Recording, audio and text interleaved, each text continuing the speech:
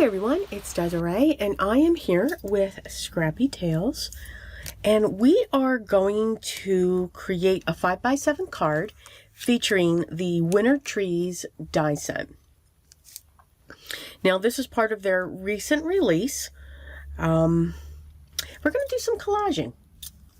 So for those of you that have been here for a little bit, you know I love to collage. I love to layer, add depth, dimension, whether it's through pre-die cut pieces like with the Spellbinders Club card kit, or whether it's just die cuts. The more the better for me. And we're going to kind of do this with these trees.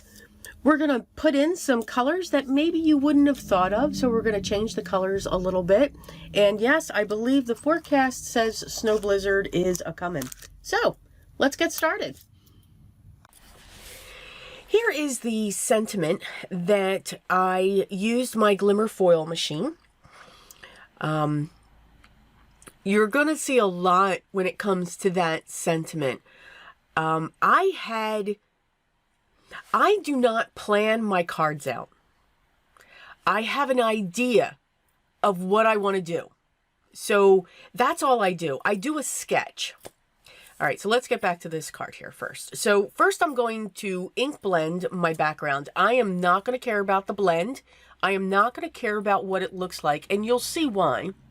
I am going to use tumbled glass, faded jeans, prize ribbon, and the awesome Villainous potion. Oh my God, it is gorgeous. I am just, I love that color. It's just amazing.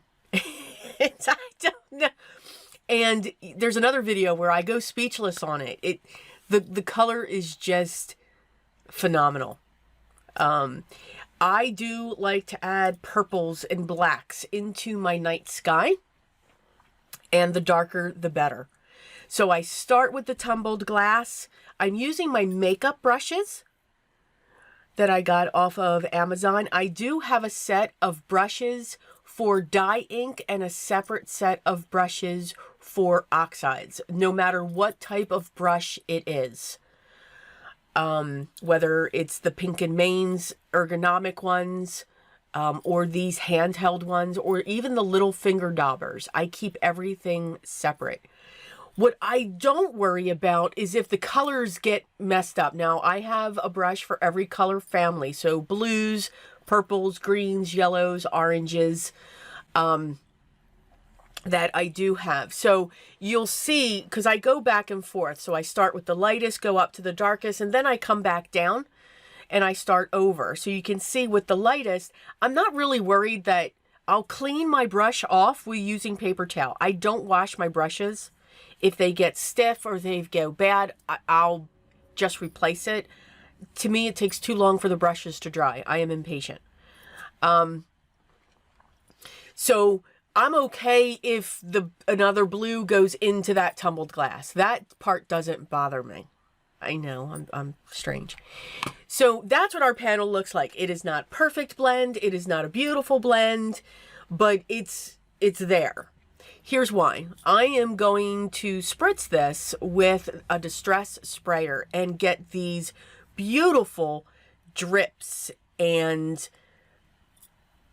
awesomeness. What I love about the distress oxides is you get this oxidation, but you can see what it's like you're looking through a glass panel when it comes to those oxides. So it's actually going to help create, because you do know there's a blizzard forecasted for later in the video. I'm just saying.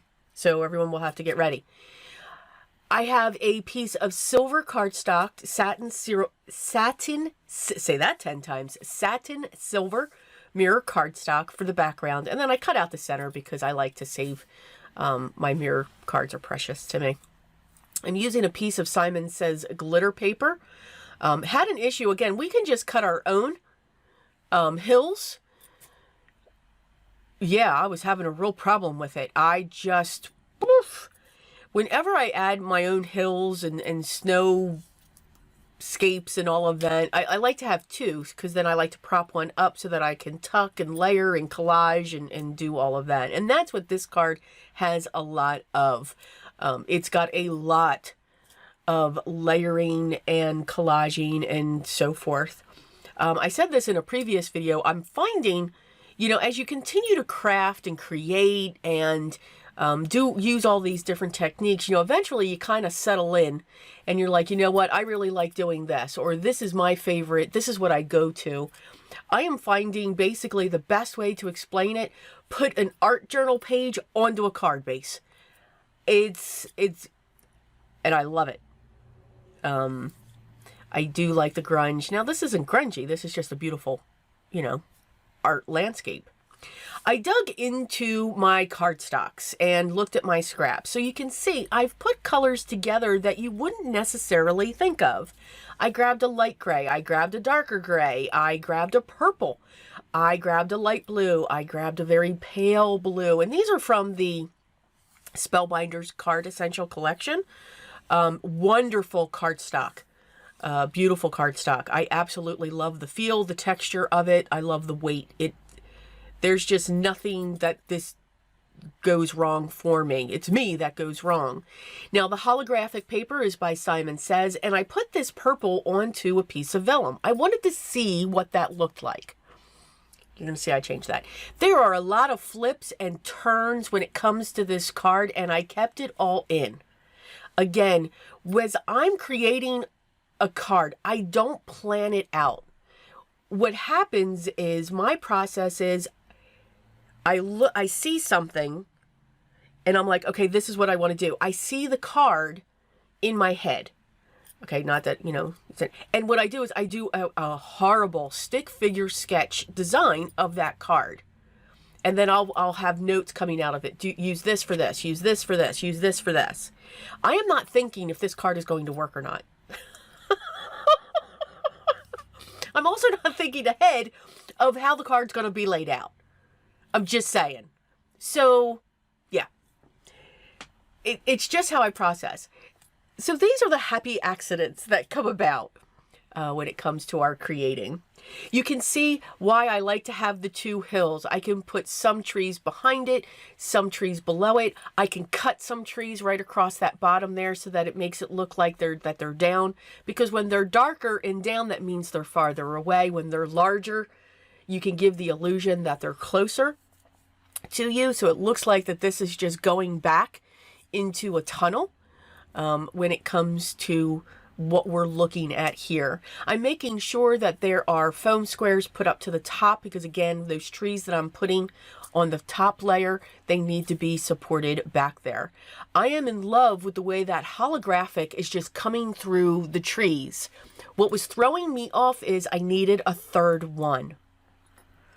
The vellum was throwing me off. It was just not what I needed. So I die cut another tree that will give me those cutouts. And then I'm taking those cutouts and we're just doing some die cut inlay. I'm putting some glue down into that area and then I'm just popping those areas. This made my eyes happy. I do work in odd numbers. There's 5 trees. I needed 3 trees with the holographic. My eye was just, it just didn't look right. Some people work in even numbers, and that's fine as well. That's awesome. But usually odd numbers are more pleasing to the eyes. So it's like the rule, you know, when photographers do photography, you know, they don't shoot something head on, you know, it's usually off to the side or it's angled because it's more appealing to the eye. I also cut out the lantern that's part of the winter trees, and I'm going to layer that up. I'm going to put the piece of vellum towards the top of the piece. So I'm not putting it on the very back. I'm actually putting it kind of in the middle so that it's closer to it.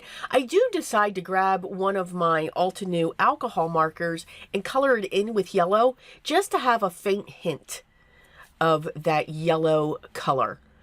I didn't want it too dark. I didn't want this bright yellow to be shooting off of this piece. And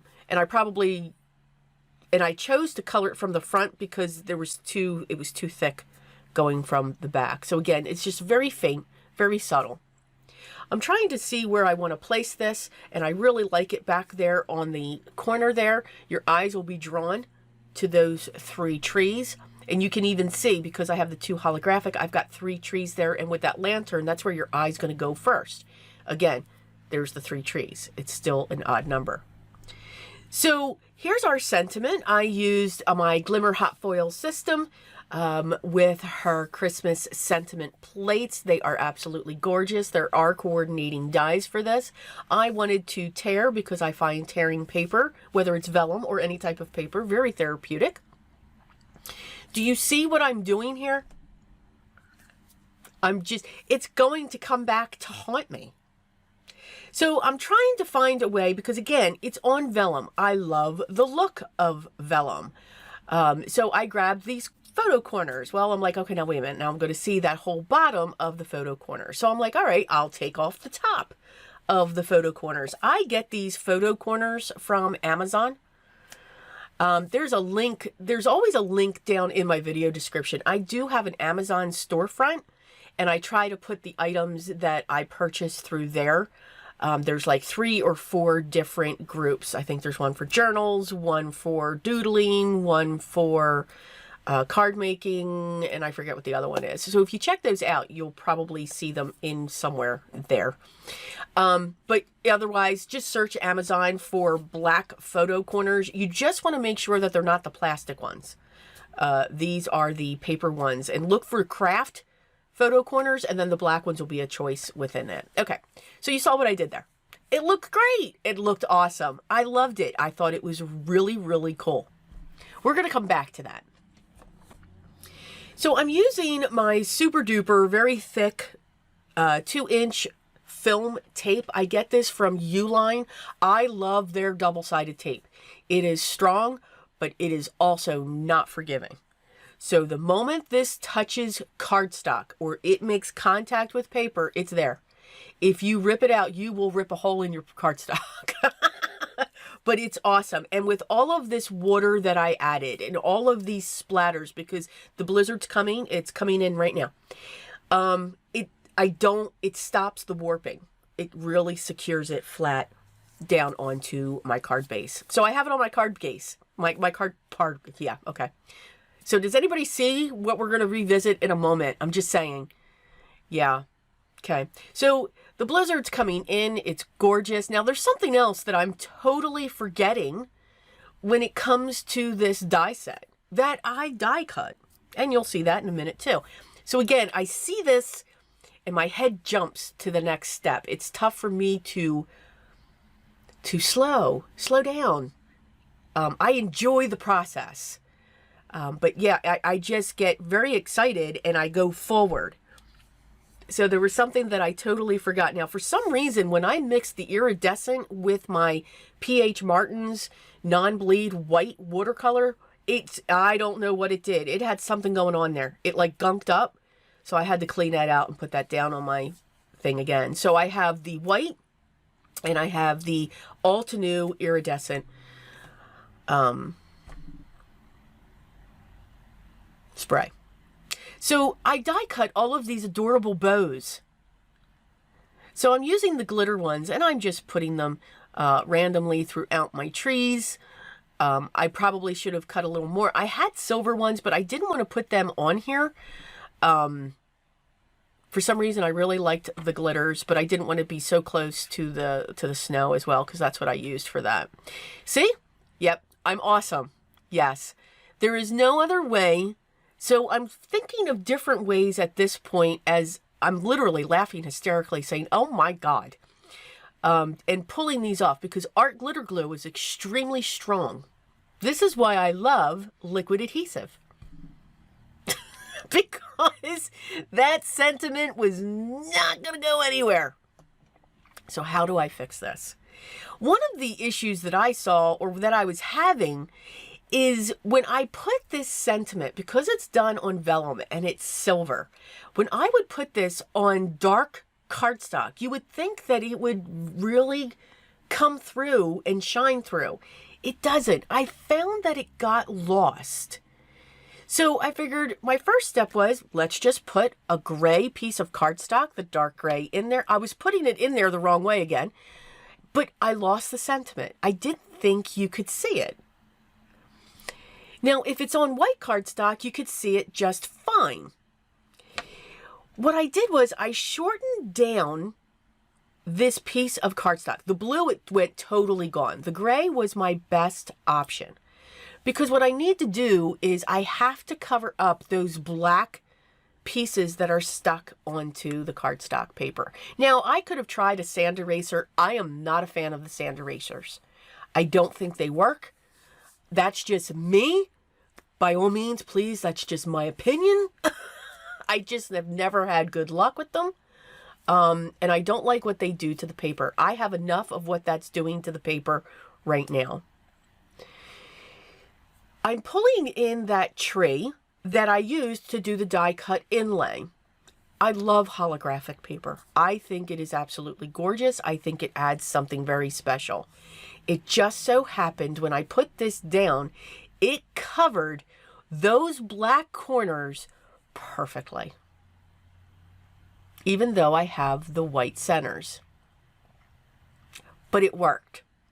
So what I'm doing is I'm actually creating a scene. Now you can see I've got these 3 dots going on to the vellum. Now they're going to stay there.